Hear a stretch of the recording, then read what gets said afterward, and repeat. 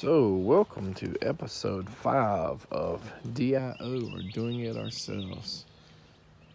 In this video, I probably is going to be more of a talk video versus an actual, before, after results and all this, that we normally do. I mean, we don't do a lot of work on camera because I'm usually the only one doing this.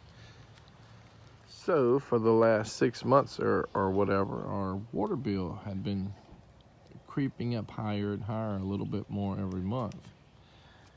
I didn't really pay attention to the actual supposed like used, how many gallons used of water, because probably every 4 or 6 months or so we would get a notice saying your water bill is going up, the price, the gas surcharge and all that crap.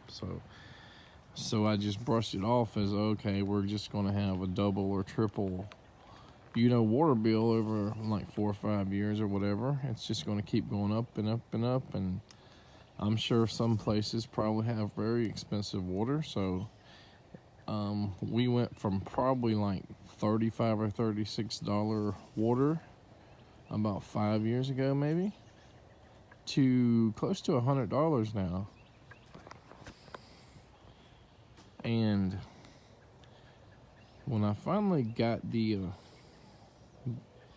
card and looked at it, the bill, and figured out which numbers meant gallons used, it said we were using 17,000 gallons of water each month. So 5-person family, somewhere between 3,000 and 5,000 gallons, I'd imagine we'd be using.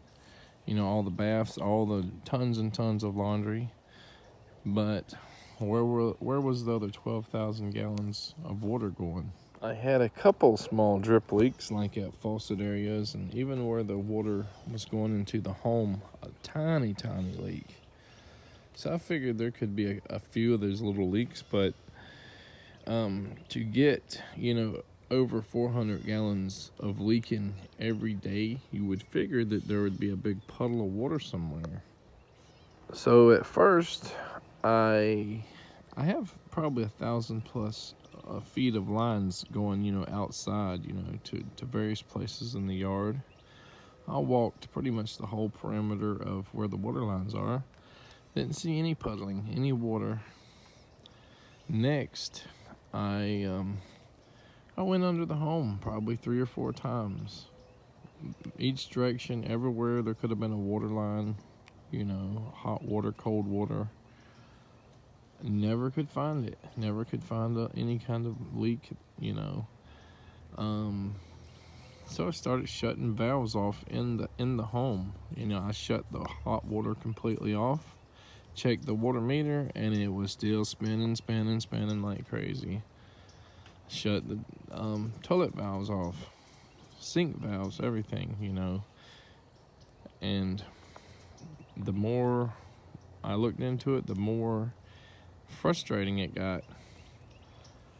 And now I knew that one of the toilets had an issue off and on where it would run water into the toilet. You could hear like a slight misty sound. You could wiggle the little stopper and it usually would stop. But yes, even after I turned the water and the supply lines, the valves off on all of these things, including the toilet, the water meter still spun like crazy. So it took a good month or so, 3 weeks, month, a little more, a little less, of just frustration. So one day I was out here right by the meter. There was no puddling or anything over here. But as soon as I stepped on an area, it was just soggy. You could not see any puddling, as I said. And I should say, I also dug up this area here, which goes in multiple directions beforehand. And I walked around that area right there multiple times, not ever seeing any signs of water. It's only like 3-4 feet from the actual water meter, and that was it, or at least I thought it was. So we spent 2 days and many hours in like misty rain, and I had pneumonia working. I didn't know I had pneumonia until a day or two later, but we worked for like 2 days straight digging all these roots out here.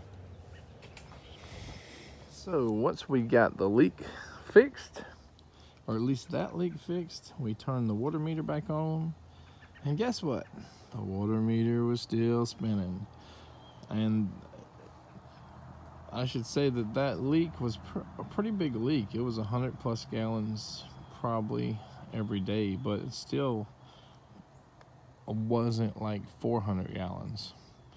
So we had like 2 drip leaks, really small drip leaks. We had that pretty major leak. So we had to go back to the toilet that was, guess you would call it an intermittent leak, and when I had somebody else turn the valves off in the home while I was at the meter, boom, it just stopped. And when that toilet leak is like at full force, and not leak or whatever you call it, like whether it's the stopper or the float or just, you know, randomly different parts of it, it takes like a gallon a minute. It just uses up. So I finally went over there to the float. So this is an old toilet, but here's the float switch or whatever here, float valve. So once this floats with water, you know, it's got like an airtight thing in there.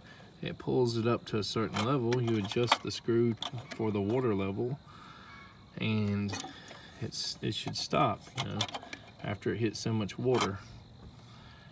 So it was on the max height setting or whatever, but I had tried to adjust it before. I guess it was just stuck, and I was afraid of breaking it. But I decided to get a repair kit. So I said, well, if I break it, I'm getting a rebuild kit anyway. So I just forced it. I adjusted the float so the water level was like a 1/2 inch lower than normal to shut off. So the float portion's probably good. But here, this stopper, we just have to check it out over time, because a lot of times the stoppers don't seal, and you got to kind of wiggle this. You know, even in a pretty new one, sometimes that occurs. So why would the float be bad? Possibly not bad, but because of Natalie's toilet, you know, and wheelchair stuff, you know, this thing could just be like off a little bit, where she kind of bangs into it, and it's probably not 100% level, the bowl thing here. So it's possible that it just off level made the water go off level a little bit, and we'll see. All we can do now is just wait, and I'm sure this month's water bill is going to be really high, but we'll see if next month's water bill is high, and maybe check the water meter every once in a while we know that the water isn't running. But maybe we'll give an update later.